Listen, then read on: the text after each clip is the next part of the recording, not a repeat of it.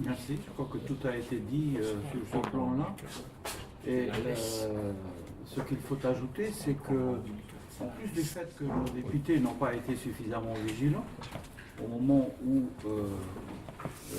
le sujet a été abordé à l'Assemblée nationale, à en croire leur déclaration, c'est sur sollicitation d'un certain nombre de maires de communes de plein exercice ayant des communes associées, qu'ils se sont rendus compte que la loi n'était pas bonne pour eux, au Tahoe et la Huilatira.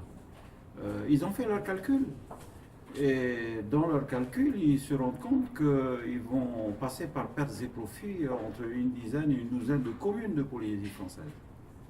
À ce moment-là, devant cet échec annoncé, ils n'utilisent que la procédure de demander à l'État de ne pas étendre cette loi du 17 mai 2013 à la Polynésie.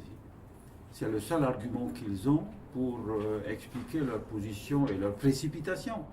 Puisqu'en fait, bien évidemment, nous avons eu une lettre du président de l'Assemblée vendredi.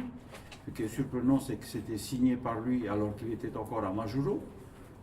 Bon, je sais que les moyens modernes le permettent, mais là, il y a manifestement un petit trucage sur la signature du président.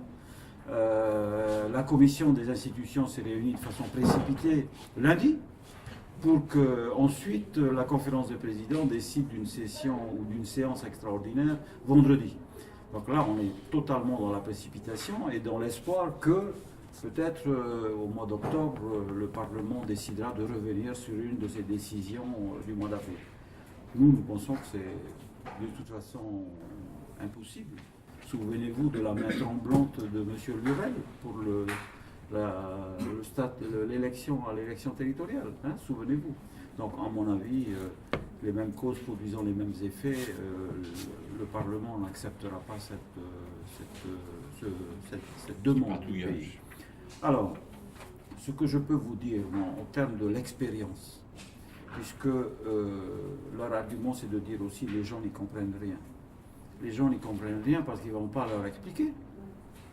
Le rôle des élus, le rôle des représentants à l'Assemblée, c'est d'aller expliquer aux gens la portée, le sens de ces modifications, de façon à ce que les électeurs et les électrices se situent de la façon la plus claire possible au moment du vote. Et c'est ce que nous avons fait.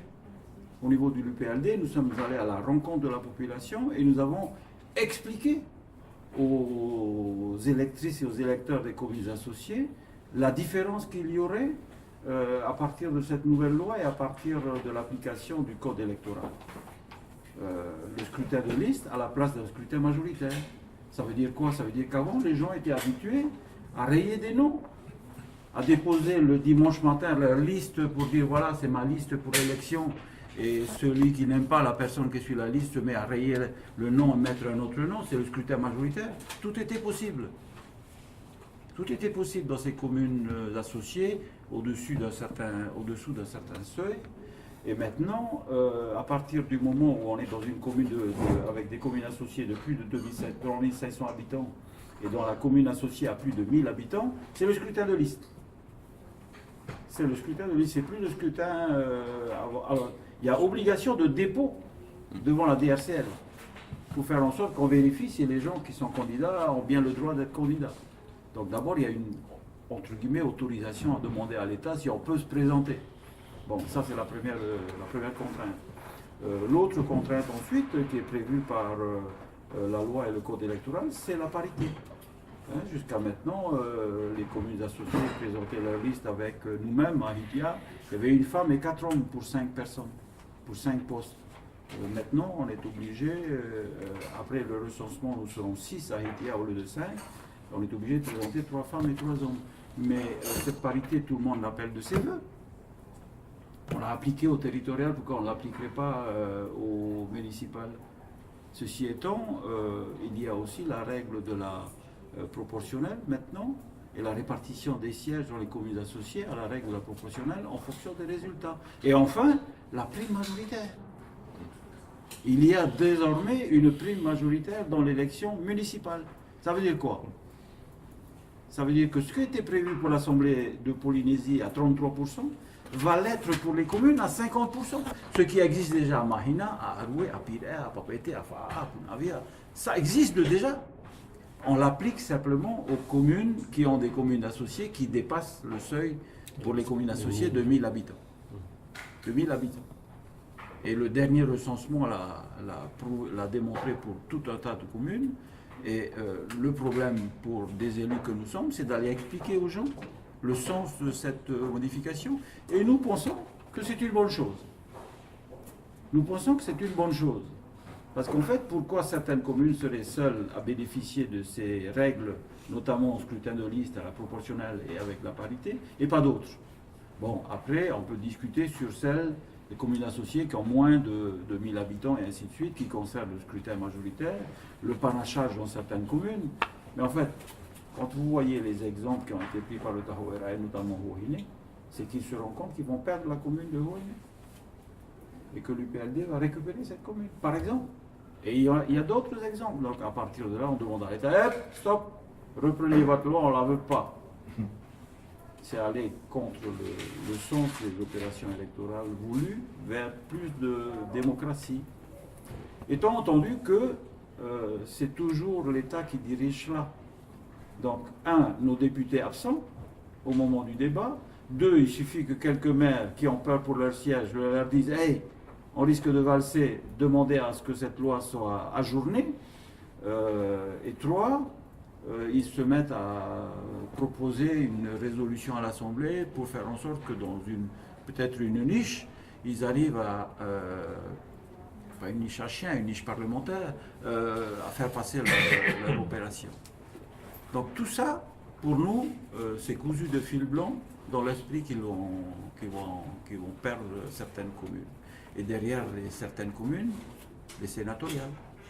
L'élection sénatoriale du mois de septembre, donc tout est lié. Ceci est extrêmement important de notre point de vue. Donc, nous sommes, allés sur le terrain et nous avons expliqué aux gens les modifications. Dites-vous bien que les gens que nous avons rencontrés ont tous été très satisfaits, ont tous compris. Peut-être que nous avons des dons de pédagogie supérieures au Tahoeraa, mais les gens ont tous compris. Il faut aller les rencontrer. Il faut aller leur parler, il faut aller leur expliquer, il faut aller leur dire la vérité sur les élections. Il ne faut pas aller leur raconter des sornettes. Et résultat des courses, les gens adhèrent, les gens apprécient. Bon, il y a des petits détails.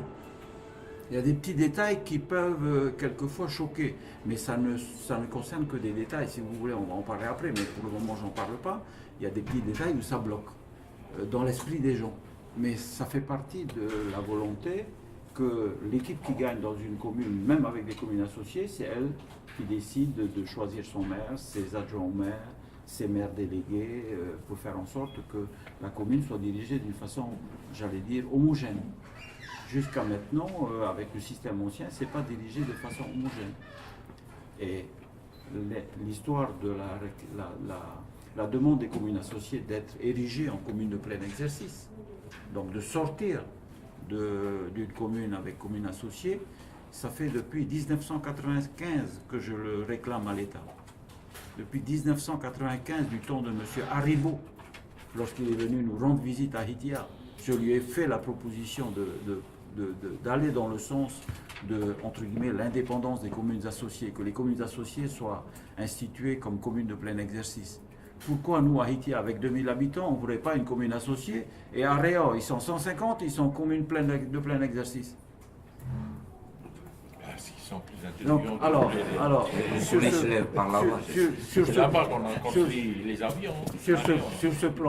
ce plan-là, depuis 1995, la position de l'État n'a pas changé. L'État est opposé, totalement opposé à l'élection des communes associées en communes de plein exercice. Totalement. L'État vient en sens contraire. Qu'est-ce que dit l'État?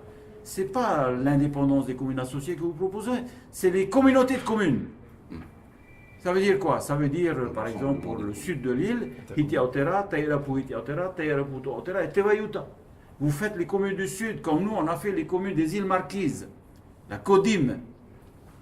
Mais que dit la loi dans les communautés de communes? Il faut que les limites territoriales des communes soient jointives. La loi. Vous avez vu des limites territoriales jointives au Marquis?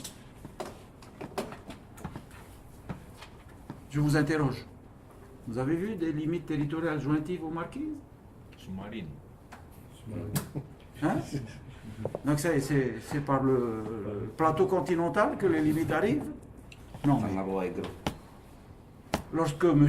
Jumez, qui est dorénavant sous-préfet à La Rochelle, est venu nous rencontrer à Itiautera, il a eu le culot de nous dire, si vous acceptez cette proposition de communauté de communes, le ministère de l'Intérieur vous met sur la table 100 millions de francs pacifiques. Nous avons déjà les crédits. 100 millions. J'ai dit, monsieur Jumet, ces 100 millions, mettez-les dans le FIP. Et du FIP, on distribue. Pourquoi venir marchander cette stratégie? Réfléchissez. Pourquoi l'État veut créer les communautés de communes? C'est pour récupérer des compétences prévues par le statut au pays. Par le biais des communautés de communes, l'État veut récupérer des compétences prévues par le statut. Donc tout ça est lié. Et pour nous, le soubresaut du Tahoe sur la loi électorale pour 2014 ne restera qu'un soubresaut.